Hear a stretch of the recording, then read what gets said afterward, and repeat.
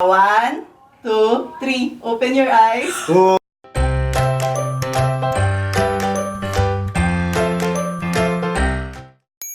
Hi, this is Elle and welcome to another makeover. Meron tayong special guest for today and alika dito, kilala nyo na siya. Via!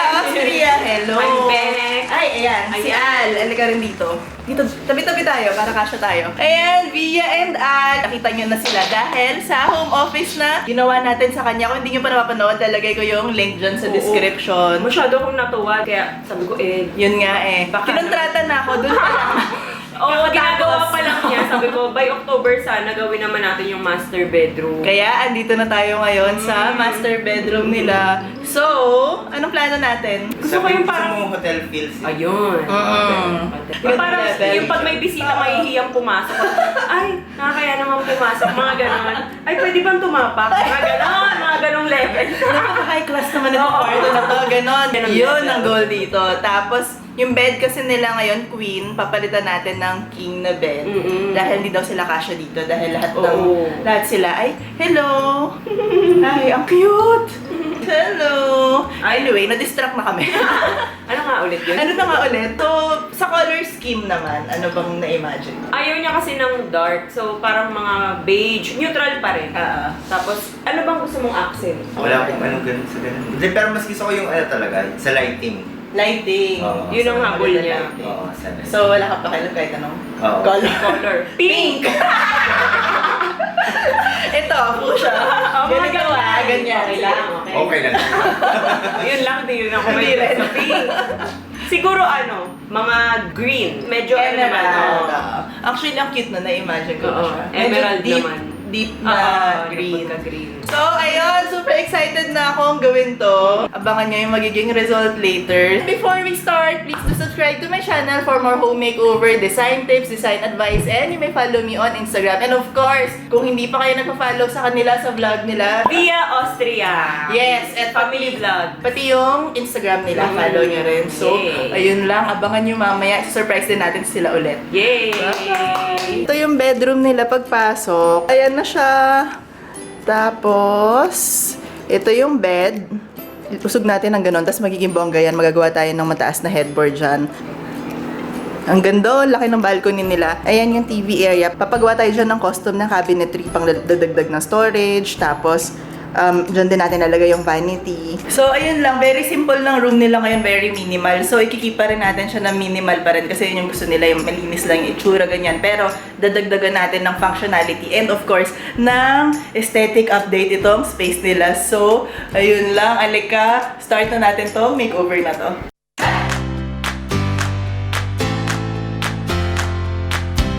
I'm here na dito kay Via para sa final installation natin and yung reveal natin later sa kanya. So, pakita ko na ba? Ayan.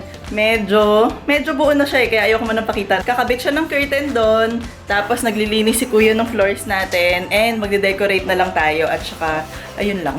Ito yung mga pinaprint ko na artwork para dito. Ang cute to. In-edit ko pa to, yung color niya para bumagay dito sa room. Tapos, ayun yung frame natin. Ilalagay natin siya ngayon doon. Ayan, dito natin ilalagay yung mga frames natin. Nahanapan lang natin ng perfect na pwesto. Nagbago ang isip namin. Group na lang namin siya na itong tatlo sila para mas organic yung itsura. Tapos yung isa ililipat namin ng wall. Last day nung shoot natin and reveal kay Via. Hello! Nandun kasi yung master closet niya. Kaya ngayon, sabi daw niya, pag pumapasok siya doon, nakapikit daw siya. Oo. Pa-side view, gano'n. Sabi ni Al, ganito ka lang. Eh, di gano'n naman ako. Uto-uto, di ba? Para may surprise tayo. Oo. Ayun. So, tinatapos lang namin. Tapos mamaya, tatawagin na namin siya. Konti na lang, patapos na kami. Ayan, nakakabit na yung curtain. Tapos, ayan yung rug natin. Ilalatag na namin. And, nakabit na namin yung mga yan. Tapos, may artwork dito. So, eto na yung reveal. Finally, tapos na natin tong bedroom nila Via and excited na akong pakita sa kanya. Pero bago ko i-reveal sa kanila, kailangan i-tour ko muna kayo dito. Kaya, let's go!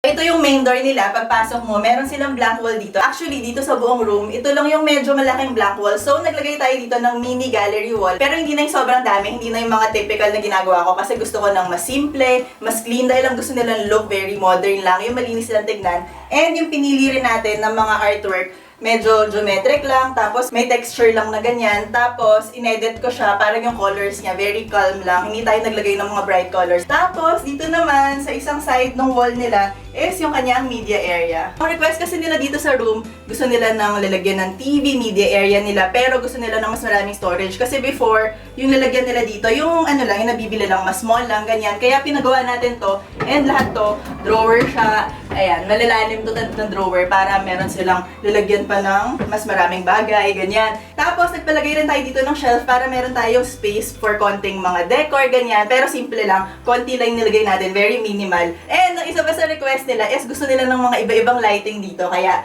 ayan, nagpalagay rin tayo dito ng lighting para may mood lighting, pwede nila off dyan, maganda rin ng ganito siya. Tapos, aside sa media area, ang request din nila is yung vanity naman, which is dito natin linagay. Dito sa room nila, ito lang yung corner na pwede nating lagyan ng media center, pwede nating lagyan ng vanity. So, inisip namin, paano ba natin pwedeng i-integrate yung dalawang space nang hindi sila mukhang cluttered or mukhang ang dami nangyayari. So, pinagawa namin tong built-in na cabinetry na to, na connected silang dalawa, pero at the same time, nagsaserve sila ng dalawang purpose. Dito naman, nagpalagay rin kami na maraming storage na additional kasi si Alda gusto niya ng mga lalagyan dito ng mga perfume niya, ng mga watches, ganyan. Kasi di ba si Via meron siyang storage dun sa office na ginawa natin sa kanya. Nag-request siya na gusto niya ng mini vanity dito sa room niya. Ayan, kaya naglagay tayo nito. May mga drawer din to, lahat to, para meron pa rin siyang extra storage. And ito, may drawer din to actually. Para lahat ng mga sulok meron. And syempre, dahil vanity to, hindi naman pwedeng mawawalan siya ng ilaw. Kaya, pinalagyan din natin siya ng backlight para at least pag nag-aayos siya dito, ang ganda, may glow lang. Yung color scheme natin dito sa buong room, very neutral nga lang. Tapos yung pinili natin dito is parang taupe shade. Nag-combine tayo ng dalawang texture. Isang glossy na plain, tapos isang wood.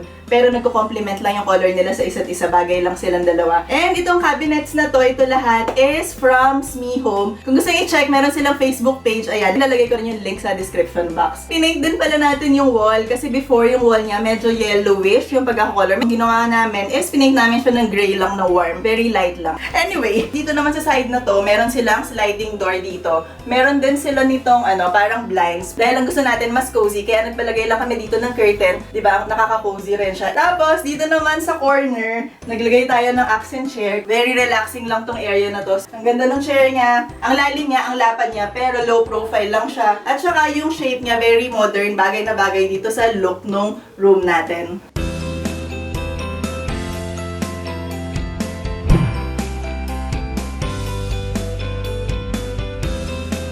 And yung pinaka main focal point nitong bedroom nila is itong headboard wall nila. Sobrang naaliw ako sa kanya kasi una, naglagay tayo nitong accent wall. Ano lang to, vinyl to na parang wood grain look. Yung color niya, sobrang sakto. Bumagay din siya dito sa existing nila na blinds. Ito, pinagawa natin yung headboard wall natin kasi gusto nga nila ng very hotel. So, yun yung nilagay natin dito. Tapos, yung pinili natin na tela. Yung medyo may texture lang, neutral pa din, pero hindi siya super flat. And of course, naglagay din tayo ng ilaw sa bawat side table. Ito yung wall lamp natin. Pwede tong i-adjust kung gusto mong nandito ka sa bed, ganyan siya. Tapos, kung nandito ka naman, ginawa mong reading corner ito, pwede mong itapat ng ganyan, di ba? Pinakostum din natin tong side table na to. Itong color ng side table natin, match siya dun sa color ng vanity natin. Para yung mga kulay dito sa space, nagre-relate sila sa isa't isa. Ito naman sa foot ng bed natin, nag-request kasi sila ng bench. So, nilagay natin to. Ang ganda velvet na green. Para yung green natin, meron throughout the space, naglagay tayo ng konting throw pillows din na green. Dun din meron. And yung wall lamp natin, nandun din sa green na shade. Pero overall, very neutral pa rin ng room kahit na madami tayong accents ng green throughout. And dahil ang request talaga nila dito sa buong room, gusto talaga nila ng cozy, nag-request sila ng rug. And ang pinili natin rug is itong rug na to na very neutral lang. At ang size niya is 8x11 kaya halos napuno yung room, talagang ang ganda. As in, perfect din yung color na pinili natin kasi very complementary lang siya dun sa mga finishes na meron dito sa room.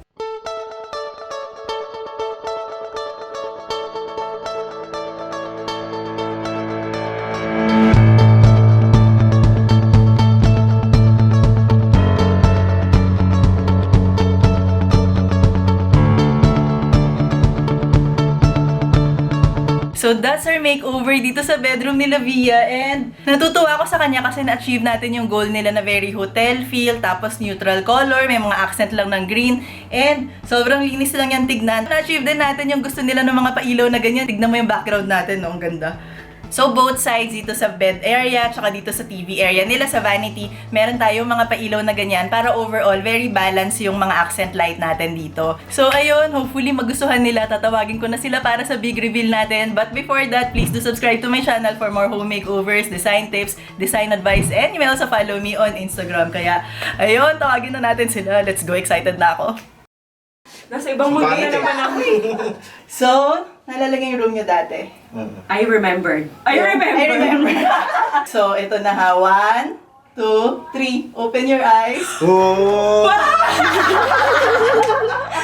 Grabe! Oo nga. Teka, naiiyak ako.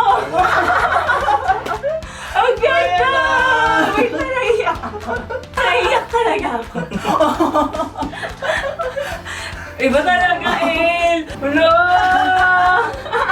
Ang ganda! Ang layo! Iba talaga pag El. Uy! Thank you. Galing! Thank you! Yes. Yes! Ay! Yan! Dito talaga siya matutulog. Yan, ito na. Ito yung Oo. pwesto niya. Para sa kanya Yung talaga. bench. Ang ganda! Oo. Ayo. Halika! Ano? Ganda. Huwag ka rin tatalon. Patay lang yan. Yung ano naman, yung sala naman namin. May next agad.